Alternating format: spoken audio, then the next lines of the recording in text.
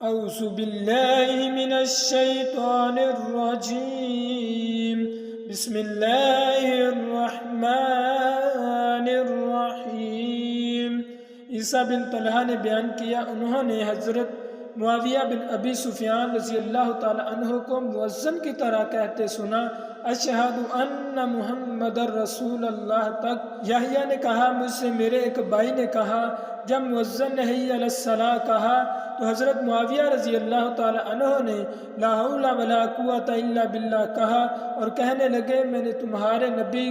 صلی اللہ علیہ وآلہ وسلم سے ایسا ہی کہتے ہوئے سنا ہے۔ حضرت جابر بن عبداللہ انصاری رضی اللہ تعالی عنہ سے روایت ہے کہ رسول اللہ صلی اللہ علیہ وآلہ وسلم نے فرمایا، جو شخص اذان سن کر یہ کہے اللہم رب ہذہ الدعوہ،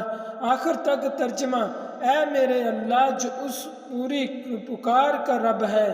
اور قائم رہنے والی نماز کا بھی رب ہے، محمد صلی اللہ علیہ وآلہ وسلم کو قیامت کے دن وسیلہ عنایت کر اور بڑا مرتبہ اور مقام محمود پر ان کو کھڑا کر دے جس کا تو نے ان سے وعدہ کیا ہے، تو قیامت کے دن میری شفاعت اس کے لیے ضروری ہوگی۔ حضرت ابو ہریرہ رضی اللہ تعالی عنہ سے روایت ہے کہ رسول اللہ صلی اللہ علیہ وآلہ وسلم نے فرمایا، اگر لوگ جانتے ہوتے جو ثواب اذان اور پہلی صف میں ہے پھر بغیر کرا ڈالے ان کو نہ پا سکتے تو بے شک ان پر کرا ڈالتے، اور اگر وہ جانتے جو ثواب ظہر کی نماز کے لیے تو ایک دوسرے سے آگے بڑھتے اس کے لیے، اور اگر جانتے جو ثواب عشاء اور فجر کی نماز میں ہے تو گھسیٹتے ہوئے ان کے لیے آتے۔